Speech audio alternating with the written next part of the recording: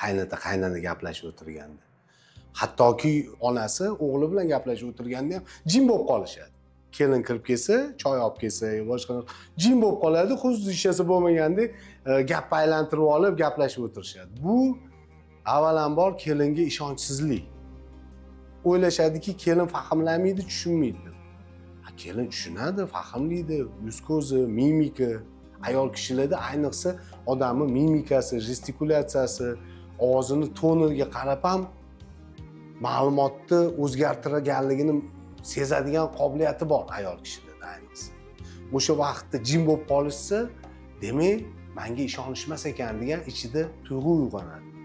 Ishonchsizlik har doim shubhaga olib keladi. Shubha esa xavotirga, qo'rquvga olib keladi. Xavotir, qo'rquv, ishonchsizlik bilan, shubha bilan yashayotgan odam bitta uyda hech qachon samimiy bo'lmaydi. Samimiy bo'lmagan oila uzoqqa bormaydi yoki borsa ham butun umr bir-birini his qilmasdan, bir-birini tushunmasdan yashab o'tishga majbur bo'ladi. Qizli uyga borayotganda, sizlarni uyinglarni sipirgani keldim deb kelishadi, to'g'rimi? Kelin olgani o'sha sovchilikka kelganda. O'zi aslida ichida aytish kerak menimcha, sizlarni uyinglardan qul olib ketayotgani, ishonmaydigan bir shubhali insonni olib ketayotgani keldim deb aytish kerak unda. Samimiylik mana o'sha ostonadan boshlanadi. Kelinni uyga kirib kelayotgan ostonadan boshlanadi. To'g'ri, har xil holatlar bo'ladi hayotda. Lekin shuni ochiqchasiga samimiy suhbatlashish jarayonida bekitmasdan bir-biridan, chunki ular bitta mana musht bor-ku, musht mana 5 kishi oilada bu bitta musht. Agar oilada bitta mamlaqa barmoq chiqib qolsa, bu barmoq sinadi. Barmoq sinsa qo'l og'riydi. To'g'rimi? Qo'l bu oila. Og'riydi. Baribir ta'siri bo'ladi. Kimgadir loyiha olib turib chaplasangiz, qo'lingizda qolib ketadi o'zingizni.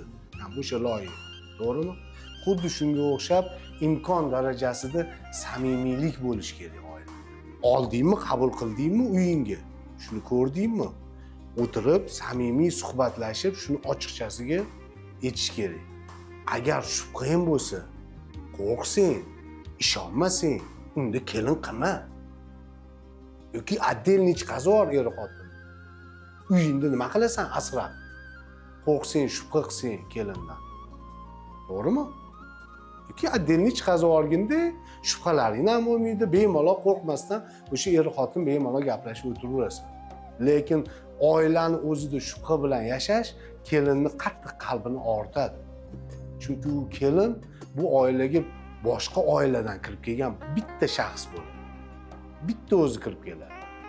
Uni qo'llab-quvvatlaydigan odam bo'lmasa, u kelin o'zini juda ham yolg'iz his qilishni boshlaydi. Yolg'izlik bu yomon narsa bu, o'zini yolg'iz his qilish.